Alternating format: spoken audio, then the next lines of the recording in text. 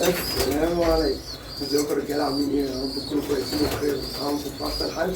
فيديو جديد. الفيديو النهارده بنعمل فيه حاجات كتير. النهارده يا صديقي هعرفك حاجات كتير قوي انت كمبتدئ او لسه بادئ حمام ما تعرفهاش، وهتعرفها لوحدك من غير ما انا اقول لك. النهارده فيديو متابعه السلاكه، هنعمل كل حاجه قدامك اللي انا بعمله مع حمامي.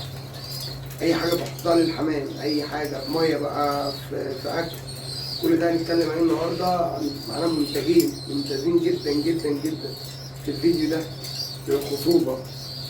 ولو عندك حمام مثلا كمشان يكونش كويس، عندك حمام في مشاكل وانت مش عارف تحددها، فالفيديو ده والله بجد. طبعا يا صديقي مش محتاج اقول لك انت المفروض تعمل ايه في الفيديو ده. تعمل لايك عشان الفيديو اللي فات واللي قبله احنا طبعا كنا مبطلين بقالنا فتره ورجعنا. تعمل لايك عشان الريتش بتاع القناه يبدا يطلع تاني، ده طبعا دي حاجه انا بتمناها منك، يا ريت ما تنساهاش. صلي على النبي، اذكر ربنا. طبعا حابب على الناس زي ما بنقول كل سنه وانتم طيبين، رمضان كريم علينا وعليكم. احلى ايام في السنه واحلى ايام تطلع تقعد فيها مع الحمد في السنه كلها هي ايام رمضان ان شاء الله باذن الله. الفيديو ده زي ما بفرجك كده، ده اللي انا بعمله مع حمامي الفتره دي. طبعا دول نجوم الحلقه بتاعت النهارده بس مش هنتكلم عنهم دلوقتي، تمام كده. الفيديو النهارده متابعه للسلاكه، هنبص على كل حاجه في السلاكه بعد طبعا حمام الغزار زي ما انتم عارفين. الحمام اللي تحته زغاليل، فرش عايزه تتنضف، تمام. حمام مثلا عايز يتدبل هندبله مع بعض. حمام مثلا كان تحتيه حصى وشناه عايزين برضو نغير له الفرشه. وهبدا اكلمك عن المنتجين دول، منتجين جبارين، تمام كده. ده غسول كلوي ومنشط للكبد. ده الحل الاساسي والاول ليك لو عندك حمام انت مش قادر تحدد العرض بتاعه، تمام كده، مش باين عليه اعراض، مفيش اعراض ظاهر عليه، والحمام كمشان ما بياكلش كويس، الحمام مثلا على طول كسلان، الكلام ده كله هيحلهولك الغسول الكلوي منشط للكبد، عشان دول اساس الحمامية، تمام كده. ده السنتي بتاعه ب3 جنيه، تقدر تجيبه من اي عياده بيطريه. لو تعرف الاميمترون فده من نفس العيله بتاعته بس انا مش فاكر اسمه بالظبط، تمام كده. ده هيوفر معاك كتير. السنتي بتاعه ب3 جنيه، دي الازازه دي 50 سنتي ب 150 جنيه. ممكن تبقى بالنسبه لك كمبتدئ غاليه شويتين 3 عشان انت لسه بتبدا، بس عايز اقول لك ان هي هتوفر عليك حاجات كتير جدا وهتوفر عليك مشاكل كتير جدا. طول ما انت بتراعي الحمام بتاعك زي ما انت بتدي الحمام هيديلك. عايزك ما تستخسرش اي حاجه في الحمام. طالما بتربي حمام راعي الحاجه عشان ربنا يرزقك منها، تمام. ده اول منتج. تاني منتج دي ازازه زيت حبه البركه. لو بصيت كده ده زيت حبه البركه. ده بنستعمله في ايه؟ بنستعمله لو هتحط اي تعفير زي المنتج بتاع يوسف دوت. طبعا المنتج ده احنا كنا اتكلمنا عنه قبل كده، هو غني عن التعريف، كله حاجات طبيعية جدا جدا جدا ومفيهوش قلق على الحمام بتاعك، وهيوفر عليك برضو حاجات كتير وهيعمل معاك شغل جامد قوي قوي قوي، واحنا مجربينه وعارفين، تمام كده. المنتج ده تقدر تجيبه من عطارة المدينة المنورة في الوراق، او تكلم يوسف يقولك على الموزعين بتوعه اللي يقدروا يوصلوا لك. لو في شحن هيشحن لك، لو مفيش يبقى الموضوع ايه؟ لازم تروح الوراق تشتريه. طب رجاله، احنا زي ما اتفقنا كده هنشتغل عملي.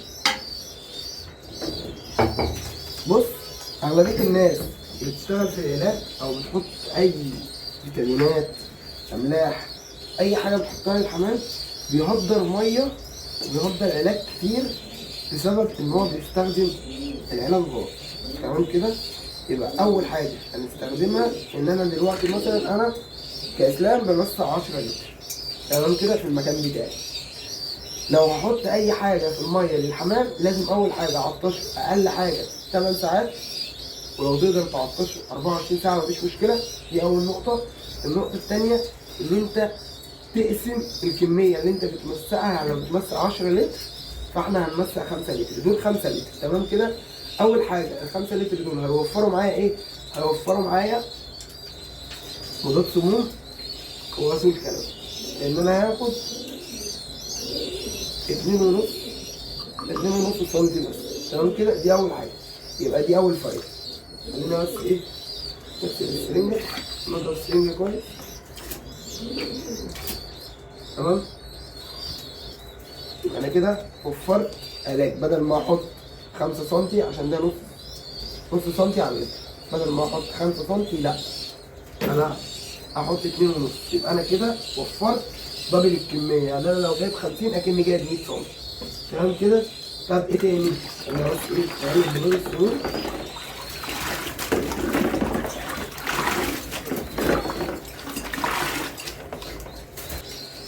ايه الفايده التانيه بقى اللي انا اقول لك عليها؟ انت دلوقتي مثلا المسقه دي بدل ما بعمل المسقه كلها لا بحط نص المسقه، يبقى انا كده وفرت كميه علاج، وفرت ميه من الميه اللي هتتهدر. انا عايز بس اوريك المسقه عامله ازاي. بص دي نص الكميه، او دي الكميه اللي انا بحطها للجوز او ايا كان بقى. لو عندك فرد برضه احط له نص المسقه، لو عندي جوز احط له نص المسقه، لان في الطبيعي انا بشيل العلاج بعد 8 ساعات او 6 ساعات. اللي تقدر تعمله اعمله. انا بحط لهم دلوقتي والصبح قبل ما اروح الشغل الساعه 5 الفجر مثلا بشيل العلاج من عنده. تمام كده. يبقى خلينا ايه، ان احنا نمسق للحمامتين واحنا مع بعض.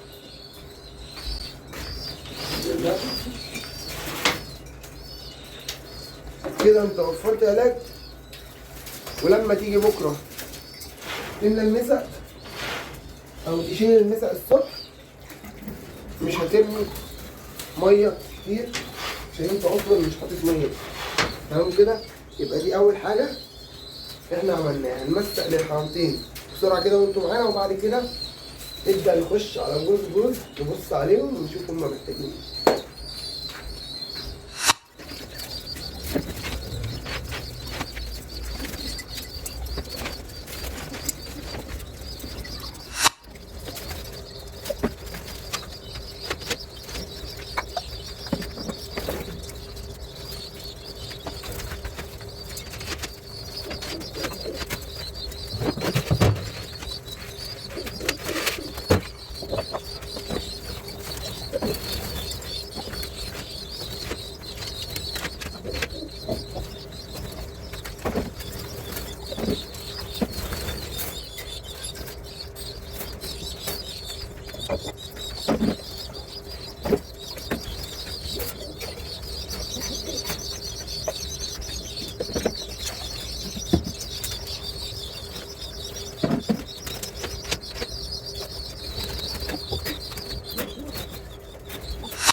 احنا كده المفروض خلصنا تنسيق. هنبدأ نبص على قص كده ونشوف ايه اللي هما محتاجينه. بس أهم حاجة لازم تبقى موجودة معانا هي الباشا ده، لأن احنا هنحتاجه التحديد بتاعنا. احنا بنشتغل بتحديد 1000 جنيه. التحديد بتاعنا مهم عشان احنا دي تشيكة بتاعت كل مثلا 5 أيام أسبوع. بنشيك نبص على الطواجن ونشوف الدنيا ماشيه ازاي مع الزغاليل والكلام ده. يلا بينا نبدا. بس ايه، نجيب القطعه اللي بننضف بيها ونجيب حاجه نحط فيها تحاليل. طبعا دي انا بستخدمها دي بستخدمها احط فيها تحليل كمان. تمام. ودي لو عايزين ننضف حاجه على الكف تبقى موجوده بقى. تمام كده. خلينا نبدأ من هنا كده. معانا أول قص، هما لسه إيه بيكلفوا. ده المفروض زغلول يتفتح، يعني المفروض نشوف له حاجة نحط فيها. بصوا هما معاهم إيه، حصواية. الحصواية دي في الغالب كبست وبوظت، ماشي، لأن كان ميعادها تخرج امبارح وهي في الغالب بايظه. تمام كده. فاحنا هنشيل الحصويه ان احنا كده كده محتاجين القص ان هم يبتدوا يقصوا. وهنبدا ايه نحط كده ايه تحديق ونرجع لهم ايه المحضن. بسم الله الرحمن الرحيم. او الطاجن يوم تاني ده ان شاء الله باذن الله نشوف له مكان نحطه فيه. يعني احنا نشوف له عين كده ونحط فيها الزغلول ده. هما كده كده لسه بيتلفوا. عندنا ايه تاني؟ عندنا بسم الله الرحمن الرحيم القص دول برضو. دول يا رجاله احنا شايلين من تحتيهم بالراحه، بس بالراحه بالراحه. شايلين من تحتيهم الحصى من كام يوم. هنزود لهم برضو ايه سن التحديق. بالمناسبه يعني الراجل صاحب الدكر جاب لنا تقصيلة الدكر دوت وهي موجوده معايا. يبقى احنا كده الدكر ده بتقصيلته. بسم الله. برضو ايه انضف كده اي حاجه عشان هما بيحدقوا من ده برضو. يعني هو ده ناعم بس هما ايه بيحدقوا منه.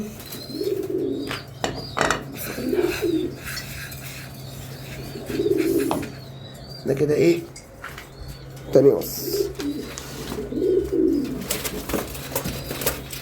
يا رجاله عندنا بسم الله الرحمن الرحيم دول تالت قص. دول برضو معاهم زغلولتين. تمام كده. الزغاليل دي فلتت مني ان انا ادبلها. تمام كده. تعالى بس اوريك الزغلول عامل ازاي. بسم الله الله اكبر. بس اللهم صل على النبي. دول ولاد الدكر اللي لسه قايل لك احنا جايبين التقصيله بتاعته. دول بسم الله ما شاء الله ان شاء الله باذن الله احنا مخلينهم دول.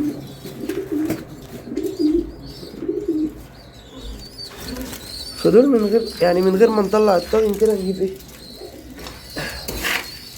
نجيب لهم شويه تحديق بس. نحط التحديق هنا كده وبسم الله الرحمن الرحيم. بس هما كده كده ايه الدنيا معاهم تمام مش محتاجين اي حاجه. حلو يا ابني.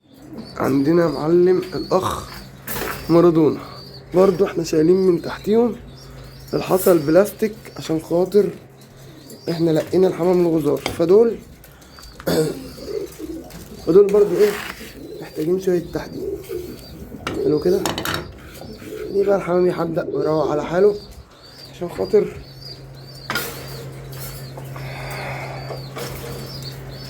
يظبط معاك الدنيا في الحصى وما يأخرش عليك ايه حصى. تمام كده.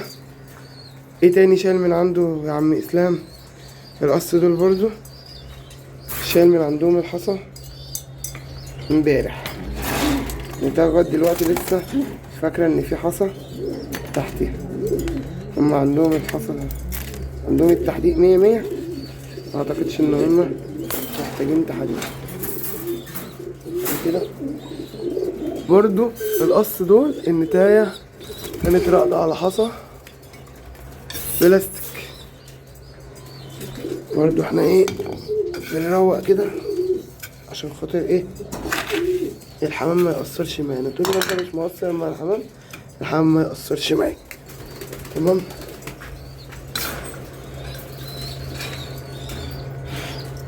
دول معاهم ايه الله اكبر زغلولتينهم.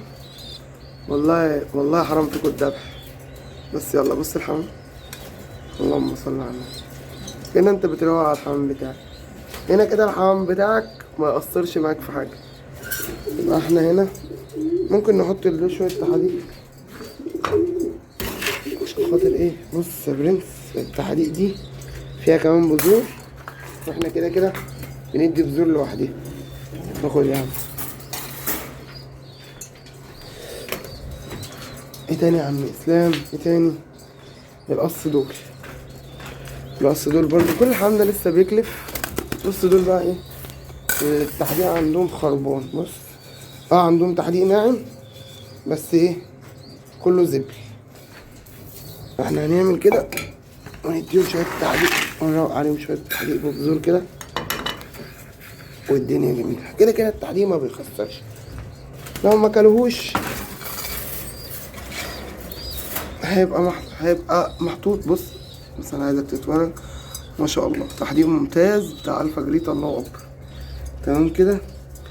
عندنا ايه تاني يا برنس؟ عندنا ايه تاني؟ عندنا القص. اللهم صل على النبي. بص دول بقى ايه، الله اكبر، دول انا دبلتهم، بس احنا ايه هناخدهم كده يا برنس ونروق عليهم. الله اكبر. نروق عليهم ازاي؟ شوية برضو تحديق، الحمام اغلبيته شوية تحديق بس كده، بص عشان هما ايه، ده ابتدى يتبل فاحنا مش محتاجين. برضو في الغالب الحمام هيخلص التحديق ده، خلي بالك ده. بص بص بص، لب وبذور، اللهم صل على النبي. دول انا دبلتهم، الحمام ده بس عايز ياخد خميرة، مش عايز حاجة اكتر من كده عشان يفوقوا، لان الحمامتين دول انا ان شاء الله باذن الله هخليهم ليا زي ما قلت لك. احنا كده كده لو الله اكبر بنحط تحديق هنا كمان، فبالمرة اللي عنده مكلف للتحديق ما نستخسرش في التحديق، لان طول ما انت بتعمل كده مع الحمام بتاعك مش هيأثر معاك. بس انا عايزك بسم الله ما شاء الله، اللهم صل على النبي. بس الحمام تحديق يا باشا، وادي ناقص ايه؟ ناقص القص. دول برضو شايلين من تحتهم الحصى، كان معاهم زغلولين. وبص اقسم بالله الرزق بينادي صاحبي، يعني صاحب يعني خد الزغلولتين دول هو حد معرفة صاحبي يعني، او صاحب والدي، وما كانوش معمولين حسابهم ان هم يروحوا له، ولا هو كان قايل لي على حاجه ولا بتاع، بس ربنا كرم بيه، هو رزقه. عندنا ايه تاني؟ هنا العين دي اللي كان فيها المونيمنز، احنا ايه شلنا القص المونيمنز. ممكن نبص عليهم، يمكن تكون النتاية بسم الله الرحمن الرحيم لسه ما حسيتش برضه. كده كده ايه برضه نسمي الله، هما كده كده عندهم تحديهم الدنيا منوقة. انا مش عارف هي واقفة بس ليه، يعني هي موقفة ليه بس؟ كلفة وبتاكل تحديد وبتاكل اوميجا 3 وبتاخد كل حاجة تمام، مش عارف بقى الدنيا معاها ايه، بس ربنا يكرم ان شاء الله باذن الله. ايه تاني يا معلم؟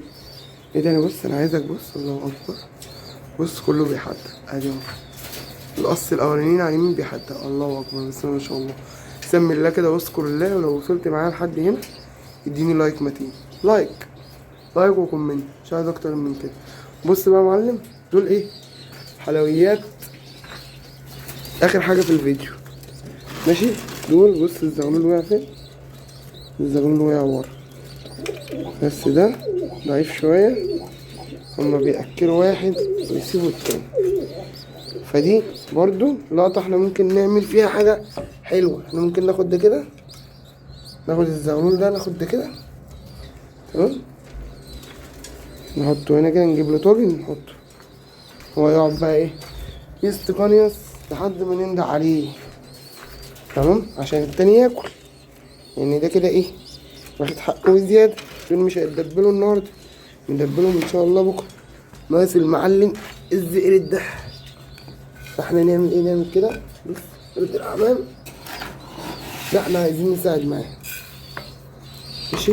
ده عايزين نساعد معاه لانه ضعفان، طالع ضعيف، فاحنا عايزين نساعد معاه لان هو ايه طالع ضعيف، تحس ان هو بردان كده، فاحنا ممكن ايه لو الاهالي مزقهوش احنا نتعامل معاه. كده كده كل حاجه موجوده، يلا يا باشا اكلوا الغلبان ده بقى، يلا تمام كده. احنا عملنا ايه يا معلم؟ احنا عملنا اللي المفروض نعمله كل اسبوع او كل 5 ايام، لازم تروق على حمامك، تشيك على حمامك، تشوف في حصى مثلا بايظ، حصى مكسور، حصى فيه مشكله، مثلا اللهم صل على النبي. ننضف الادراج، طبعا الادراج دي احنا ننضفها بكره ان شاء الله. حمامتين عايزين يتدبلوا زي الحمام اللي فلت مننا في التتبيل دوت كده. مواعيد حصى، هتسجل حاجة، هتحط حاجة، تكتب حاجة، زغلول مثلا الأهالي مش بتأكله بتأكل التاني، بتظبط الكلام ده كله. الكلام ده كله المفروض تعمله كل 5-6 أيام عشان خاطر تفضل مستمر. طول ما انت لو غاوي بلدي وبتفرخ فانت ناجح. اشتغل مع حمامك، ربنا يكرمك. الفيديو ده هيطلع طويل شويه، بس اتمنى ان انتوا كلكم تكونوا وصلتوا للاخر. كان معكم اسلام ابو كند من مكانكم. سلكتكم. سلام.